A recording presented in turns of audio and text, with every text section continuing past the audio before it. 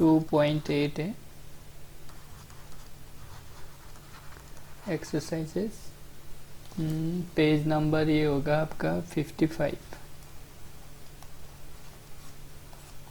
ठीक है, तो अब आप जो कर सकते हो 1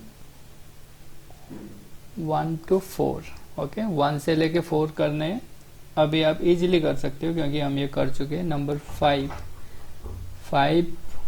5 का जो क्वेश्चन है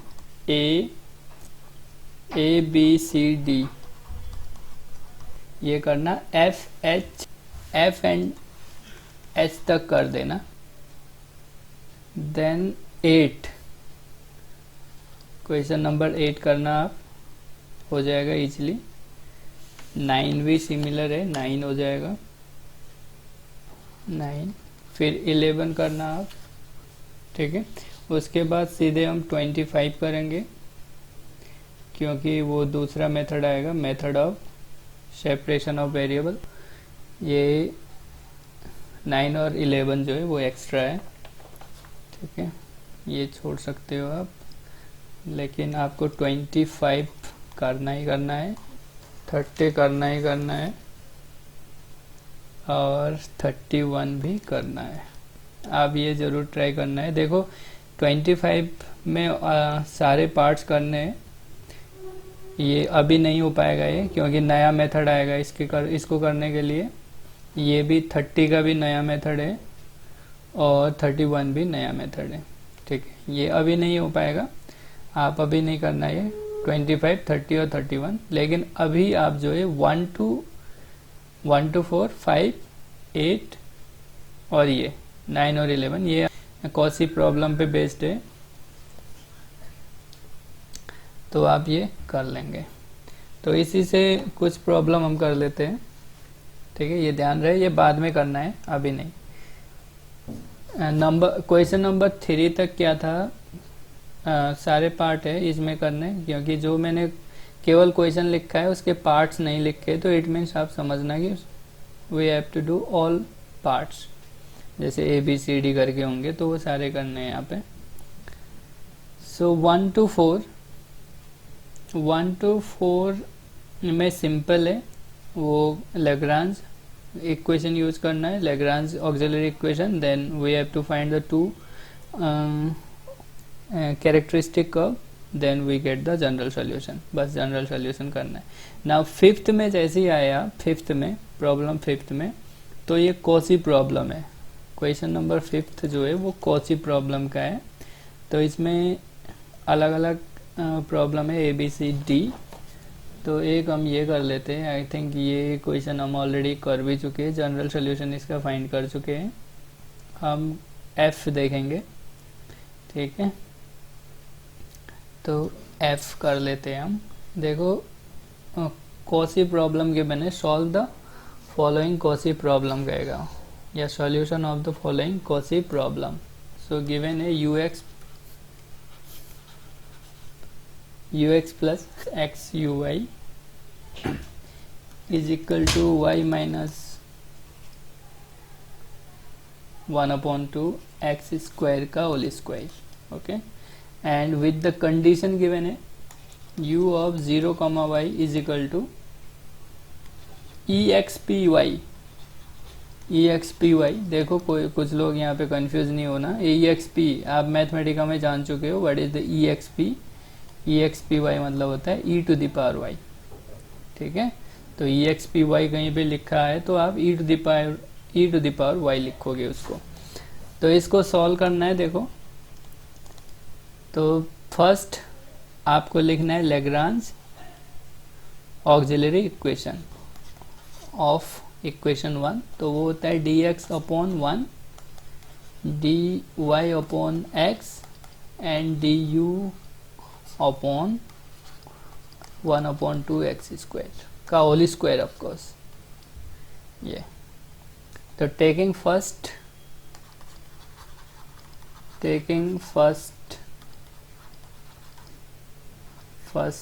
2, पहले 2 ले लेते, तो ये क्या होगा dx/1 एंड dy/x। ये क्या हुआ x dx is equal to dy। Clear है? तो डायरेक्ट इंटीग्रेट हम कर सकते हैं इसको। सो इंटीग्रेटिंग, तो हमें क्या मिला, x²/2। ठीक है, अब देखो यहाँ पे क्या है, y - 1/2x² है। तो मैं चाह रहा हूँ कि जो मेरा c1 आए तो वो y - 1/x², y - 1/2x² के फॉर्म में आए। तो मैं c1 जो है मैं इस तरफ ऐड कर रहा हूँ, ये मेरा y हो गया। ठीक है, इंटीग्रेट करने पे so c1 is equal to y - x²/2। देखो क्योंकि मैं ऐसा क्यों कर रहा हूँ, क्योंकि मुझे दिख रहा है यहाँ पे if we take second and last और first and last, we are not able to find the solution, we are not able to find the integration। ठीक है, तो मैंने पहले देख लिया y - 1/2x² है, टाइप 2 का यूज हो रहा है यहाँ पे। तो मैं c1 को इसी फॉर्म में ले आया। अब हम क्या करते हैं, टेकिंग, देखो फर्स्ट सेकेंड एंड लास्ट नहीं लेंगे क्योंकि यहाँ पे अगेन x आएगा, x यहाँ पे, तो फर्स्ट एंड लास्ट लेंगे। now taking first and last expression, dx upon 1 is equal to du upon this one is nothing but c1 square। du क्या आएगा हमारा, du is equal to c1 square into dx। तो आप इसको solve करो, ये क्या रहा है, integrating u equals to c1² plus c2। ठीक है, so u is equal to c1 की वैल्यू अगेन पुट कर दो, c2 can be written as u minus, अब ये y - x²/2 का whole square is equal to c2। तो c1 and c2 हमारे पास दो इक्वेशन है। c1 की वैल्यू कहाँ है, इसको नंबर 1 कर दो, नंबर 1 ऑलरेडी दे चुके हैं। अब नंबर 2 कर दो c1 को, और नंबर 3 कर दो c2 वाली वैल्यू को। ठीक है, तो अब देखो जनरल सॉल्यूशन तो हम लिख ही सकते हैं, इसका क्या होगा, general solution will be u minus X Y minus x²/2 का whole square is equal to function of c1। Function of c1 क्या था, y - x²/2।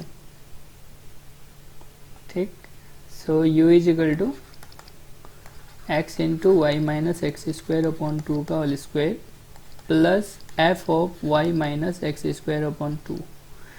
This one the general solution of equation 1, जो भी हमारा गिवन इक्वेशन था given P D का general solution ये। Now we have to find the particular solution, find out करना है। It means the Cauchy data का यूज करना है। तो कॉसी डेटा का यूज करने के लिए मैंने बताया था, या तो आप क्या कर सकते हो, इसका यूज कर सकते हो, और f एक्चुअली हमें अब यहाँ पे फाइंड आउट क्या करना है, f की वैल्यू फाइंड आउट करनी है।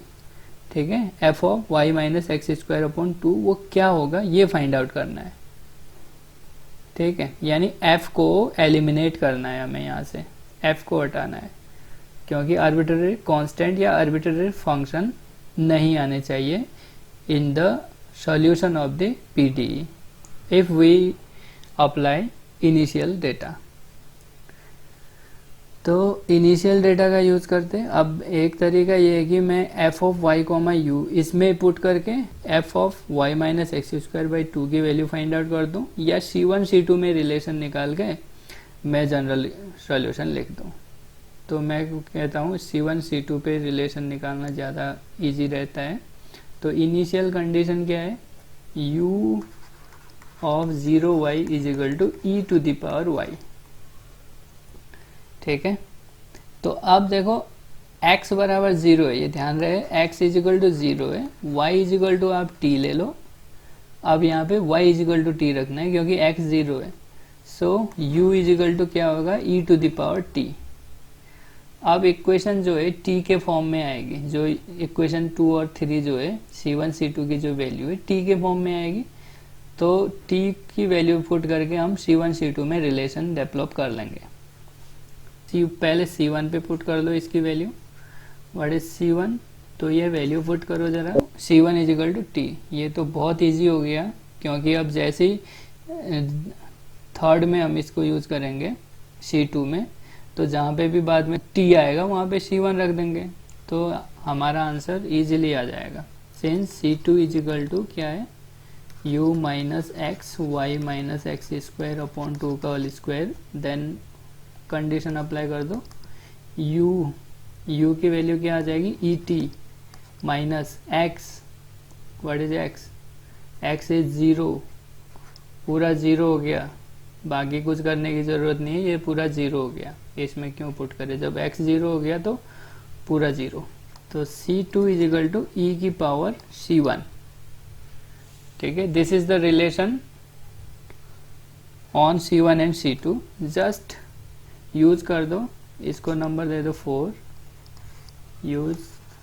यूजिंग वैल्यू ऑफ, या using value of C1 and C2, या मैं ऐसे लिख लेता हूँ यूजिंग 2 एंड 3 इन 4।